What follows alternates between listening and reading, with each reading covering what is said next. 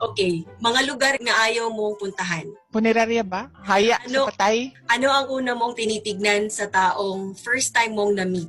Oh, mata. 3 websites na una mong binubuksan kapag nagbukas ka ng browser mo. Okay, wait lang. YouTube is a website, yes. Netflix is a website. And then, oh my God, Shopee. I-check sa Shopee kung unsa ilang Shopee! Okay, kini na. Nakatawa ko ato na.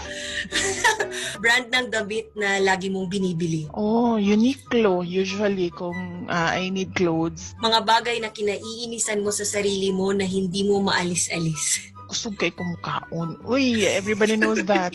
Good. I've been trying to control kanang ingon nila nga disiplina na. And usahay ngano man ni wala man ko disiplina ra man ni. Hindi ko makadili og food when it's there already, no. And then grabe ko mag-procrastinate pod. Oh. As in? Dili halata. Grabe. Oo. Anong favorite local film? Pasan ko ang daigdig. Usama na. Wala ko kamaluan. Kasi nagdala. Sorry. Kasi bidaan. Dapat na nimo tanawon. Tanawon na signana sa YouTube. Next. Si Sharon Cuneta na pasan ko. Ay, tama. Imuha mo din ng idol. Okay, ilan ang mga naging ex mo?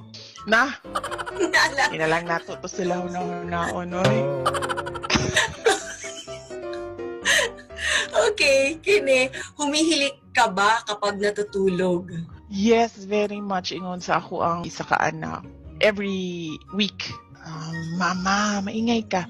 Tapos mo anak ko sa iyahain kung ngano ako raman imuhang filean og reklamo nga ang imuhang papa is murag barko. Gaano ka kadalas uminom ng alak at manigarilyo? Liquor ban ba yaron, pero go. Kaniadto when I was young, particularly law school, grabe gid ko. Almost every day? Mag-ambisyo. Pero oo, because sa law school kung makakita ka sa kanang kulturan din halos tanan tao din cigarettes gyud sa law school. So bisan pa man og dili ka kana ganing inclined, madala ka sa kanang peer group nimo. Kung wala na ko sa law school and then wala na ko sa environment na ang mga tao nagasigi og sigarilyo, nawala pud ang sigarilyo. Ang alak very recently lang na siya, mga about 3 years ago. Kapuyan ako sa iya kay I do not really see the point anymore. Dili na siya makalingaw gyud. Moinom na lang ko kung important occasions. Next question, your type of music? Pop usually. Kung unsay ka ng sikat nga magbalik-balik din sa airwaves, mo po na usually ang naasa ko ang playlist. And then ang next are kantong mga songs nga gikadakaan ako which were 80s and 90s. Follow up lang, nagapaminaw pud ba daw ka og mga K-pop? Blackpink? Wala ko nagapaminaw kaya di na ako masabtan and then lisod sa ako. Sa lyrics ba ako magbase sa kanta? Magkanta-kanta ko niya, wala mo kung kibalun sa niya ako ang ginakanta. Oy. Dogs or cats? Dogs. Takot ka ba sa ipis o kahit sa anong insekto?